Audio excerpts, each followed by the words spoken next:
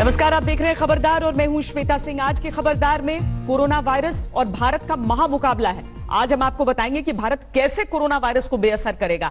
इस विश्वव्यापी वायरस से पूरी दुनिया लड़ रही है। अब तक इसका कोई वैक्सीन तैयार नहीं हो सका है और भारत में अचानक कोरोना वायरस के संक्रमण के मामले बढ़ गए हैं। होली भी करीब है, लेकिन होली के रंग में कोरोना वाला भंग पड़ रहा है। ऐसी परिस्थिति में जानकारी और जागरूकता ही आपका और आपके परिवार का बचाव कर सकती है। आज डॉक्टर से लेकर स्वास्थ्य मंत्री और अंतर्राष्ट्रीय एक्सपर्ट तक कोरोना वायरस पर आपको पूरी जानकारी देंगे। लेकिन इससे पहले यह देखिए कि कैसे भारत कोरोना वायरस से कड़ा मुकाबला कर रहा है। उस कोरोना वायरस के खतरे के साथ भारत की जंग है, जिसने चीन के बाद पूरी दुनिया में आफत मचा दी है।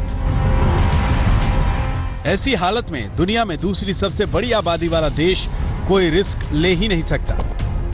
अभी जितने भी इंटरनेशनल पैसेंजर्स जो भी बाहर की किसी भी जगह से फ्लाइट से आएंगे, अब हम लोग उनकी सबकी स्क्रीनिंग करेंगे। ये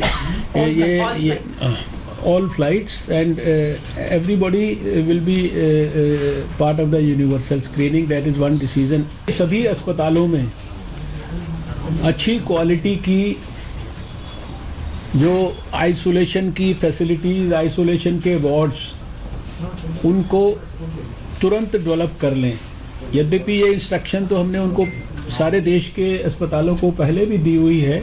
जॉइंट सेक्रेटरी लेवल के ऑफिसर्स को हमने लास्ट वीक आपको बताया था, हमने सारे देश भर में उनको भेजा था।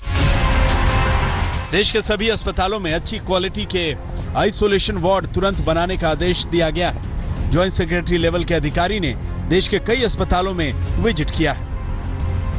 देश में अब तक कोरोना वायरस के 28 मामले सामने आए हैं। इन 28 मामलों में 12 भारतीय, 16 विदेशी शामिल हैं। 12 भारतीयों में से 3 को इलाज के बाद छुट्टी दे दी गई। बाकी 9 मरीज दिल्ली, हैदराबाद और जयपुर में भर्ती हैं। कोरोना प्रभावित 16 विदेशियों में इटली के पर्यटक हैं। इटली के इन पर्यटकों में संक्रमण का पता जयपुर में चला। जहाँ जहाँ ये गए हैं, जिनके संपर्क में ये लोग आए हैं, जिन कमरों में रुके हैं, जिन टूरिस्ट स्पॉट पे ये गए हैं, उन तमाम की स्क्रीनिंग करने के लिए ये जो रैपिड एक्शन टीम हमारी है, ये पूरी जगह की डाटा ला रही है। मैंने बताया आपको कि 93 सैंपल्स जिन जगह पे ये गए, वो हमने सैंपल कलेक्ट किए। उनकी जांच का काम अभी प्रोसेस में है। उसमें से कुछ नेगेटिव आ गए, कुछ ऑन द वे है, लेकिन इन सब का जो डाटा है वो मैंने विधानसभा में पूरा रखा है। राजस्थान में कोरोना संक्रमित इटालियन टूरिस्ट ग्रुप कम से कम 215 लोगों के संपर्क में आया है। दुबई से लौटा हैदराबाद का कोरोना संक्रमित इंजीनियर करीब 80 लोगों के संपर्क में आया। दिल्ली में कोरोना संक्रमित व्यक्ति करीब 88 लोगों के संपर्क में आया। ऐसे सभी लोगों की जांच और जहां जहां कोरोना संक्रमित व्यक्ति गया, वहां सैनिटाइज करने में सिस्टम जुटा है, ताकि तेजी से फैलने वाले इस वायरस को तुरंत रोका जा सके। अभी तक तो दिल्ली में एक कंफर्म्ड केस है, जो कि सफदरजंग हॉस्पिटल में है। मयूर विहार के रहने वाले हैं, जो कि वियना से दिल्ली आए थे, पहले इटली से बुडापेस्ट और फिर वियना से दिल्ली। उनके जितने कॉन्टैक्ट्स थे, उन्होंने आने के बाद जिस से मिले, जहाँ जहाँ गए, तो उनके 88 कॉन्टैक्ट्स हम लोगों ने आइडेंटिफाई किए हैं। और अब उन 88 कॉन्टैक्ट्स को आगे हम लोग कॉन्टैक्ट करके उनको चेक करने की, उनको स्क्रीन करने की कोशिश कर रहे हैं।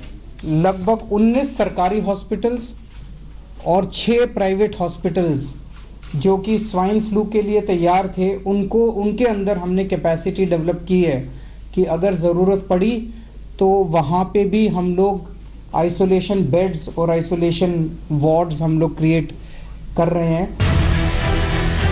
दिल्ली में ही आगरा के उन परिवारों के 6 लोगों का इलाज चल रहा है, जो दिल्ली के रिश्तेदार के साथ अभी 25 फरवरी को इटली से घूम कर आए थे। जिस रिश्तेदार का कोरोना वायरस टेस्ट पॉजिटिव पाया गया, वहां हड़कंप मच गया। पहले सिर्फ 12 देशों से आ रहे यात्रियों की स्क्रीनिंग हो रही थी। अब सभी इंटरनेशनल फ्लाइट के यात्रियों की जांच एयरपोर्ट पर ही की जा रही है। अब तक एयरपोर्ट पर 5,89,000 लोगों की स्क्रीनिंग की जा चुकी है। बंदरगाहों पर करीब 15,000 लोगों की स्क्रीनिंग की जा चुकी है। नेपाल समेत हर सीमा पर 10 लाख से भी ज्यादा लोगों की जांच की जा चुकी है। वायरस संक्रमण के टेस्ट के लिए अभी 15 लैब हैं। 19 और लैब तैयार की जा रही हैं। 15 लेबॉर्ट्रीज हमने पहले एस्टैब्लिश की थी फर्स्ट फेज में ही, अभी 19 लेबोरेटरीज और एस्टैब्लिश कर दी हैं, जिसमें से 7-8 कल शुरू हो गई हैं, बाकी सब आज शुरू हो जाएंगे। कहाँ पे टोटल अब 15 + 19 और हो गए। कोई भी केस आता है तो अब कम्युनिटी के अंदर उसको आगे स्प्रेड ना हो, उसको कंटेन करने के लिए जो क्लस्टर अप्रोच होती है, जिसमें एक 3 किलोमीटर के दायरे के अंदर कोशिश की जाती है कि एक घर के अंदर हम जाकर सबसे संपर्क करें। कोरोना वायरस के बड़े खतरे और उसे फैलने ना देने की चुनौतियों के बीच ये बड़ी लड़ाई है, जिसमें सिस्टम के हर तरफ से अलर्ट रहने और तुरंत एक्शन लेने के साथ सबकी जागरूकता और सावधानी ही कोरोना के खिलाफ सबसे बड़ा हथियार है। आज तक ब्यूरो। स्वच्छता, जागरूकता और सावधानी ही कोरोना से जंग के सबसे बड़े हथियार हैं। इसमें सावधानी वाली बात भीड़-भाड़ वाले इलाकों से दूर रहने की भी है। लेकिन जब होली करीब हो तो कोई खुद को कैसे रोके? किसी से मिलने में, रंग खेलने में, भीड़ के पास जाने में। अब ये होली का रंग फीका कर देने वाली बात होगी। लेकिन अब होली का रंग या तो देख लें या फिर कोरोना से जंग लड़ लें, क्योंकि प्रधानमंत्री ने तो कह दिया कि वो होली के कार्यक्रमों से दूर रहने वाले हैं।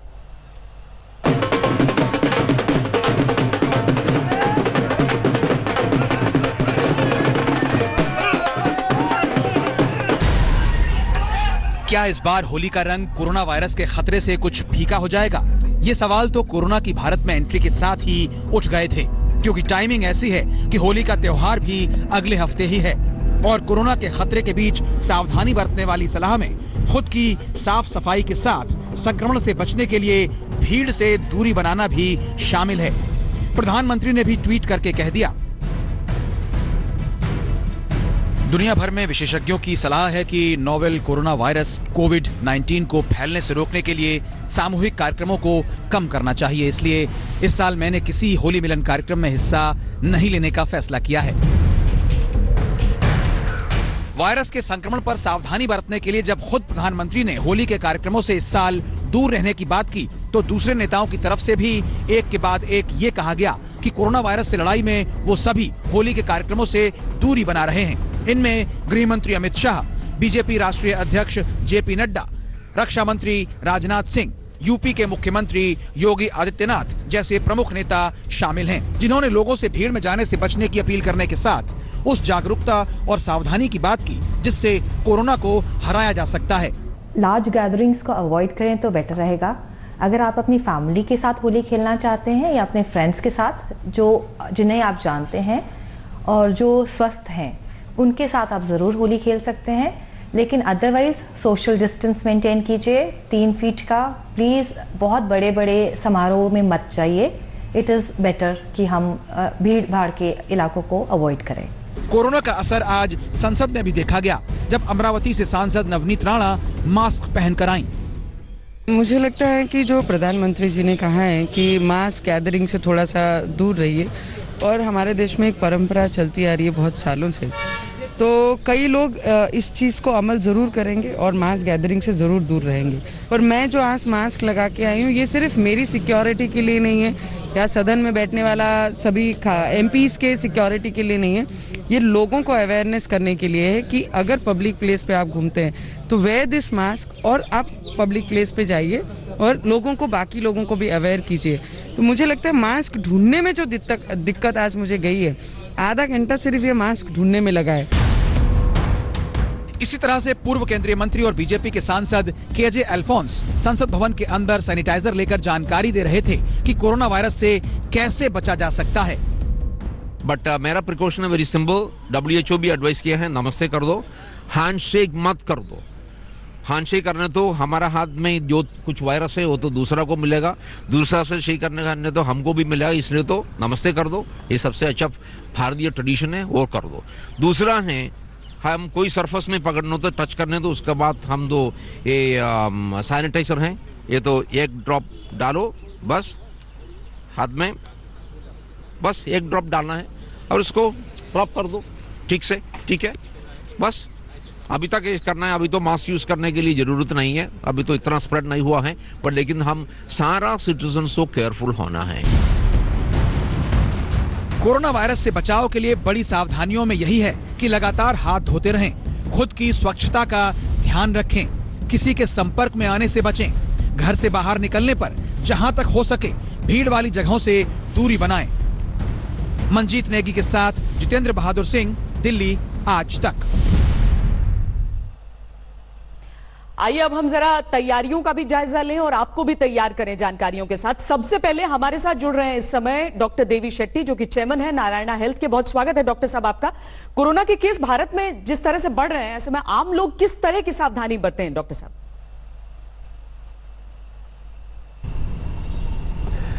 सब लोगों ने अगर कोई लोगों को कोल्ड कॉफ हो गया तो उनका फ्रेंड्स रिलेटिव्स को उनको टच नहीं करना है, उनका सामने नहीं आना है, और आपका फेस को टच नहीं करना है। हैंडशेक करते हैं, सब लोगों ने नमस्ते करना अच्छा है, हैंडशेक नहीं करना है। सो एसेंशियली आप कोई लोगों को सर्दी खांसी हो गया तो उसका सामने नहीं आना है। That is the best way to prevent, because ये क्या है, ये इन्फेक्शन स्प्रेड होता है, ड्रॉपलेट इन्फेक्शन बोलते हैं।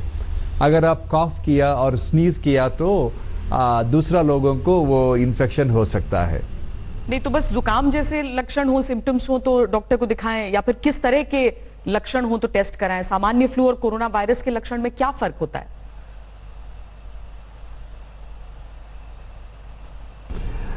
It is very very difficult to differentiate ये या कोरोना वायरस फ्लू है और रेगुलर फ्लू है, very difficult. More than 80% of the time, coronavirus patient will behave exactly like a common flu patients. So, हमारा advice है आप ये सभी लोगों ने परीक्षा नहीं करना है, क्योंकि at any given time in India there are at least few million people with the cold and cough. All those people, if they go for testing the blood, there is going to be a problem.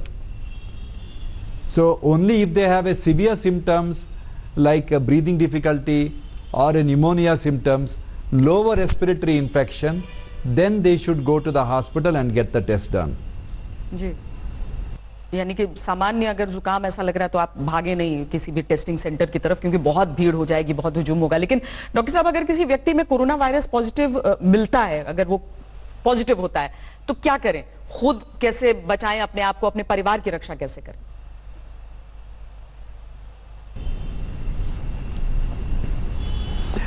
Isolation is the best form, and house is the best place for isolation, not hospital. आप क्या करना है, वो कोई लोगों को हो गया तो the other family members उनका टच नहीं करना है।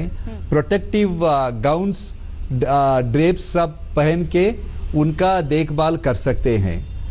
I know it is difficult at home, but if it is proven it is coronavirus, then it is better they go to the hospital and get admitted. बहुत सारे लोग होते हैं वो शॉपिंग के लिए नहीं जाते हैं, वैसे भी कहा जा रहा है कि क्राउड को अवॉइड करो। ऑनलाइन शॉपिंग करने पे अब लोगों को ये डर लग रहा है कि डिलीवरी पैकेट्स पे ना वो संक्रमण हो, वो इन्फेक्शन हो।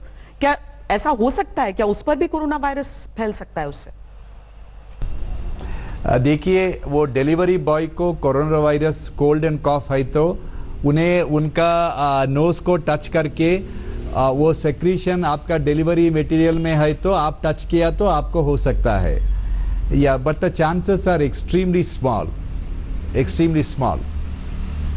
ऐसे बेस्ट तरीका क्या है इसका बचने का?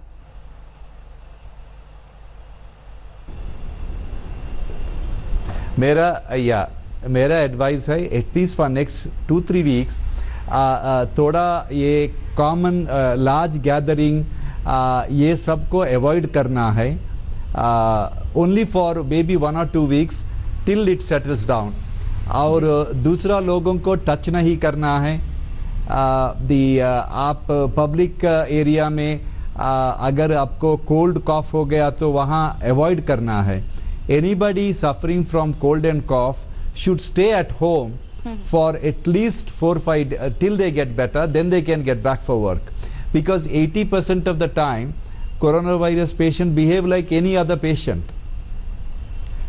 बहुत धन्यवाद जी। We are all overreacting to the coronavirus. Ji. I know it's a serious problem. It's लेकिन वो पैनिक सिचुएशन करने की ज़रूरत नहीं है, क्योंकि we have gone through H1N1, we have gone through swine flu, which we have gone through HIV, AIDS. After some time, all this will settle down. बहुत शुक्रिया डॉक्टर देवी शेट्टी हमसे बातचीत करने के लिए। तो उनकी तरफ से साफ ये कहा जा रहा है कि जानकारी रखें पर पैनिक न हो, ऐसा नहीं है। ऐसी बीमारियों से जूझ चुके हैं हम, बस एक नई चीज है इसीलिए ऐसा लग रहा है। हमारे साथ इस समय दिल्ली के स्वास्थ्य मंत्री सत्येंद्र जैन जुड़ रहे हैं। सत्येंद्र जैन जी, बहुत स्वागत है आपका। एक थोड़ी सी चिंता लोगों के मन में हो जाती है कि बहुत सारी पुरानी बीमारियां पहले ही जो हैं उनसे ही लड़ने के लिए अस्पतालों में इतनी जद्दोजहद होती है। क्या हम तैयार हैं? क्या दिल्ली तैयार है? क्योंकि देश भर के लोग रुख करते हैं दिल्ली के अस्पतालों का। देखिए, दिल्ली बिल्कुल तैयार है। और जो कोरोना वायरस है, जैसे अभी डॉक्टर साहब भी कह रहे थे, इससे घबराने की ज़रूरत नहीं है, हमें पैनिक होने की ज़रूरत नहीं है, बट सतर्क रहने की ज़रूरत है। हम लोग सतर्क रहेंगे तो इससे बच सकते हैं, और बचना बहुत आसान है। और इन्फेक्शन होने के बाद इसकी स्पेसिफिक मेडिसिन नहीं है। अगर स्पेसिफिक मेडिसिन नहीं है तो आपको सिम्टोमेटिक ट्रीटमेंट दिया जाएगा, और इसमें ज़्यादातर लोग ठीक भी हो जाते हैं। मोर्टेलिटी रेट बहुत कम है, बट फिर भी मेरा ये कहना है कि सभी लोगों को सतर्कता बरतने की ज़रूरत है कि इससे ना फैले। और सतर्कता मैं आपको बता सकता हूँ, अगर चाहें तो 4-5 छोटे-छोटे पॉइंट हैं जी, कि आप अगले 1-2 वीक तक आप जहाँ पर ज़्यादा भीड़ भाड़ है वहाँ ना जाएं, लोगों को टच ना करें, बहुत क्लोज लोगों के ना जाएं। जैसे हाथ मिलाते हैं, हाथ ना मिलाएं, उसके नमस्ते कर लें। और जब भी आप अपने मुंह को, नाक को, आँख को टच करें, उससे पहले, मतलब मुंह को, नाक को, आँख को टच करें, उससे पहले अपने हाथ को साबुन से अच्छी तरह साफ़ करें। अभी जैसे आप बात कर रहे थे, डिलीवरी बॉय डिलीवरी लेके आता है, तो उससे तो नहीं हो सकता, चांसेस हैं, परंतु अगर आप अपने हाथ को, मुंह को, नाक और आँख को टच करने से पहले वॉश कर लेंगे, कोई चांस नहीं, आप बच जाएंगे, 100% बच जाएंगे, कुछ नहीं होगा। तो अगर ये हम नियम बना लें, खाना खाने से पहले दिल्ली में तैयारियां किस तरह की हैं आपने? को टच करेंगे, नाक को टच करेंगे, क्या कुछ एक्स्ट्रा किया गया है यहाँ पर? यहाँ टेस्टिंग फैसिलिटीज कैसी हैं? हॉस्पिटल्स जी, दिल्ली के अंदर हमने 25 हॉस्पिटल्स के अंदर आइसोलेशन वार्ड्स बनाए हैं, जिसमें 230 बेड्स अभी हमने अलोकेट किए हैं। तो 25 बेड 25 हॉस्पिटल्स में हैं। इसके साथ साथ नोडल हॉस्पिटल, सफदरजंग हॉस्पिटल और RML हॉस्पिटल को नोडल हॉस्पिटल बनाया गया है। दिल्ली में अभी 3 जगह पर इसकी टेस्टिंग फैसिलिटीज़ हैं, और जो कि काफ़ी कैपेसिटी है उनकी। आज की डेट में कोई दिक्कत नहीं है, अगर और ज़रूरत होगी तो और भी बनाई जाएगी। आज की डेट में हमारे पास NCDC, एम्स और आपके लेडी हार्डिंग हॉस्पिटल्स, 3 जगह पर टेस्टिंग फैसिलिटी है, और जरूरत पड़ेगी तो और भी जगह बनाई जाएगी। तो टेस्टिंग की कोई दिक्कत नहीं है। दिल्ली सरकार के पास एनफ मास्क, दवाइयाँ, PPE, यही मैं मास्क और सैनिटाइजर्स के बारे में आपसे जानना चाह रही थी, क्योंकि बहुत सारे लोग इस तरह की शिकायत कर रहे हैं कि बाजार से अचानक लग रहा है जैसे मास्क नहीं मिल रहे हैं, अल्कोहल बेस्ड सैनिटाइजर्स नहीं मिल रहे हैं। तो क्या दिल्ली की तैयारी उस हिसाब से है? ये दोनों चीज़ों के बारे में बताता हूँ। फर्स्ट, सैनिटाइजर जो है, hand wash is the primary thing. मैंने आपको बताया कि अपने मुंह को, नाक को, आँख को टच करने से पहले हाथ को धोना है साबुन से अच्छी तरह से। हैंड सैनिटाइजर तब यूज़ करना है जब अगर हाथ वॉश नहीं कर सकते। ये ज़्यादातर हेल्थ प्रोफेशनल्स के लिए ज़रूरत है, घरों में इसकी ज़रूरत नहीं है, घर में आप हैंड वॉश कर सकते हैं। तो मुझे लगता है हैंड सैनिटाइजर के ऊपर कई लोगों को ऐसा लगता है कि शायद वो दवाई है कुछ, या उससे कुछ बेनिफिट होने वाला है। ऐसा कुछ भी नहीं है।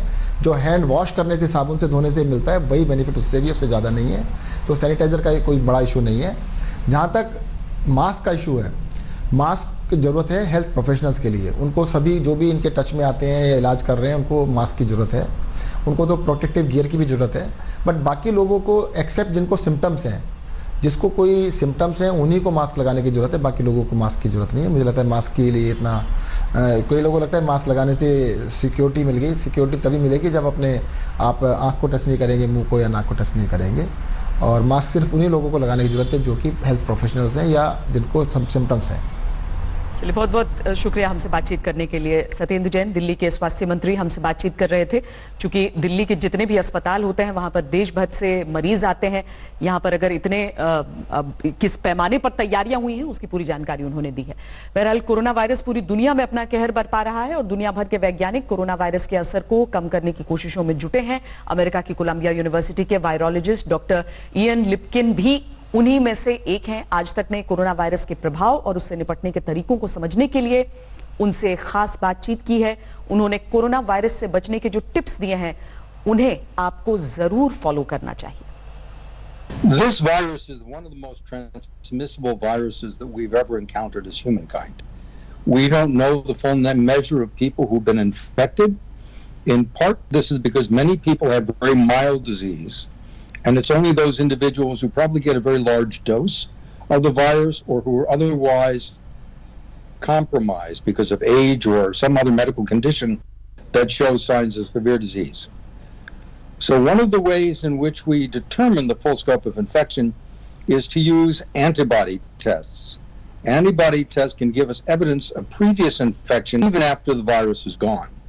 Once we complete those tests, we will know the full scope of people who've been infected with this virus. One of the things that I would encourage your readers to do, as you begin to have people who are known to be infected, who have recovered, they should volunteer. Yes. To provide plasma to your health authorities, ICMR, so that you can begin to develop your own plasma banks and you can treat people until such time as we have other drugs that are available and vaccines. This is something that's very, very useful and is a good thing to do for humanity. It is spread by respiratory droplets that you convey to your face, to your eyes, to your nose, to your mouth when you don't wash your hands often enough. In addition, people can cough on you, and the distance that seems to be important is somewhere between 1 and 2 meters. If you're more than 2 meters away from someone who is coughing or sneezing, the chances that you're going to become infected are dramatically lower. But this is why we are recommending for many people who would otherwise hold festivals and so forth this time of year, that this is not the right time. Corona virus से हम आपको कर रहे हैं खबरदार और साथ ही हम खबर भी ले रहे हैं कि किस राज्य की तैयारी कैसी है। उत्तर प्रदेश अब आपको लिए चलते हैं, जहां से स्वास्थ्य मंत्री वहां के जय प्रताप सिंह हमारे साथ जुड़ रहे हैं। जय प्रताप जी, बहुत स्वागत है आपका। पहला तो सवाल यही कि चूंकि पर्यटन के हिसाब से भी बहुत लोग आते हैं, आगरा का जो मामला हो गया, नोएडा का जो मामला हुआ, उत्तर प्रदेश सरकार कितनी तैयार है? उत्तर प्रदेश का स्वास्थ्य विभाग पूरी तरह से तैयारी कर चुका है और जब से कोरोना वायरस का सूचना पूरे अंतर्राष्ट्रीय स्तर पर जब प्राप्त हुआ था, तभी से हम लोग ने अपने नेपाल की सीमा पर जितने भी एंट्री पॉइंट्स है उस पर हमने स्क्रीनिंग का प्रक्रिया शुरू कर दिया था। और अगर उसको हम देखें तो आज के दिन हमने अभी तक 9,90,297 ट्रैवलर्स को स्क्रीन कर चुके हैं जो हमारे यहाँ डेली आते हैं नेपाल से। और इसके अतिरिक्त हमने जो एयरपोर्ट्स पर आते हैं, चाहे वो कोई भी एयरपोर्ट उत्तर प्रदेश के अंदर हो, 7,684 ट्रैवलर्स को हम स्क्रीन कर चुके हैं। गांव स्तर पर नेपाल और भारत के बीच में मिल के दोनों नेपाल के स्वास्थ्य विभाग और हमारे स्वास्थ्य विभाग मिलके 1765 गांव में हम लोग ने जागरूकता फैलाया है। वहां के बॉर्डर के गांव पर हम लोग ने बिल्कुल पूरी तरह से सतर्क करके सगरों को जागरूक फैलाया कि इस वायरस अगर आता है तो क्या क्या बचाव करना चाहिए। ये सारी चीजें हमारे अभी भी साथ साथ चल रही हैं, डेली स्तर पर ये चलती है। इसके अतिरिक्त हमने एक राज्य स्तर पर भी एक समिति गठन किया है जिसमें अंतर विभागीय समन्वय करने के लिए और हर एक जनपद में आइसोलेशन वार्ड हमने जिला चिकित्सालयों पर बना दिया है। मेडिकल कॉलेजेस में भी हमने अनुरोध करके वहां भी आइसोलेशन वार्ड्स बना दिए हैं। हर एक जनपद में हमारे मास्टर ट्रेनर हैं जो वहां पर खुद सतर्क हो रहे हैं। आगरा जैसे जगह पर जहां ये इसका थोड़ा बहुत ये जो निकला था, जहां चिन्हित किए गए थे, वहां इस समय हमारे 22 टीम है 3-3 वर्कर के साथ में, जो 3 किलोमीटर के रेडियस के अंदर वहां के पूरे एरिया में एक एक घर में जाके उनको जागरूक करना, उनको सतर्क करना, उनको बताना कि क्या क्या करना चाहिए, कैसे सेफगार्ड करना चाहिए। ये तैयारी हमारी साथ चली रही है अभी इस समय। जी, बड़ी चीज है, जागरूकता बहुत जरूरी है गांव-गांव तक। लेकिन स्कूलों का क्या? क्योंकि नोएडा के स्कूल में कोरोना वायरस का केस होने की आशंका हुई थी, हालांकि बाद में नेगेटिव पाया गया, लेकिन अभिभावक बड़े परेशान रहे। तो स्कूलों के लिए कोई गाइडलाइंस दी है आपने?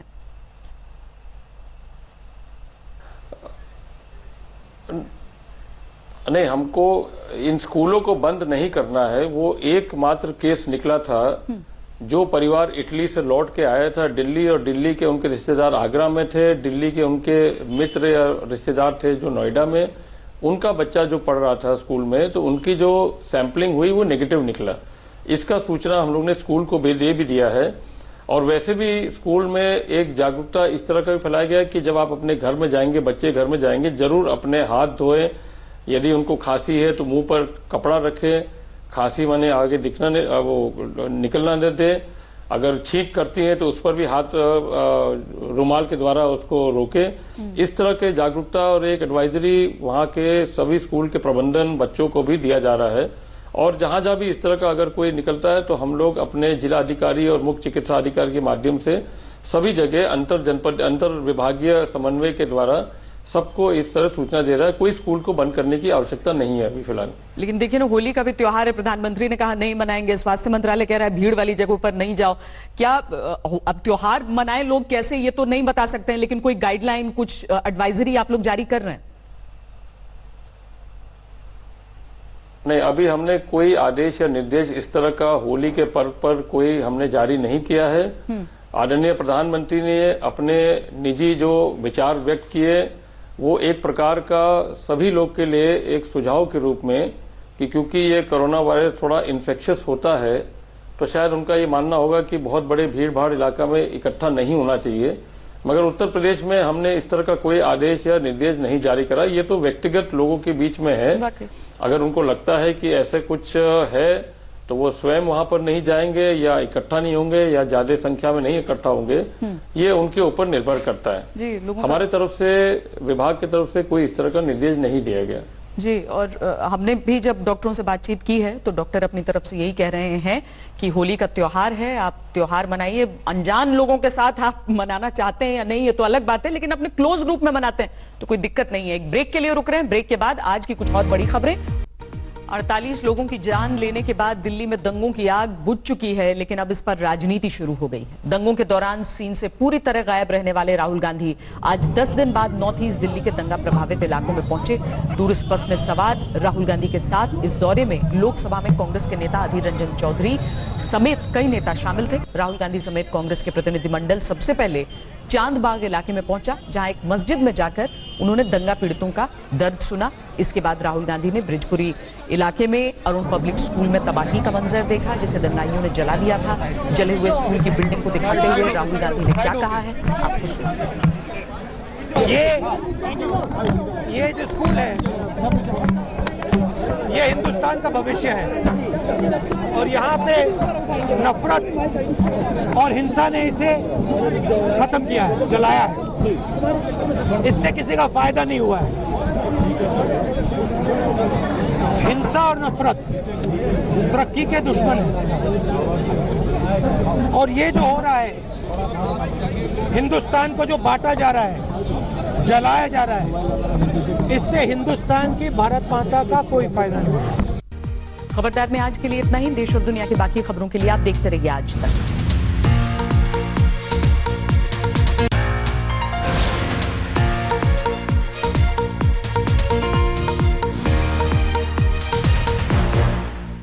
नमस्कार, मैं हूं अंजना ओम कश्यप। हमें उम्मीद है ये वीडियो आपको पसंद आया होगा। लेटेस्ट खबरों के लिए यूं ही देखते रहिए आज तक और इस वीडियो के पसंद आने पर लाइक, शेयर एंड सब्सक्राइब करना ना भूलें।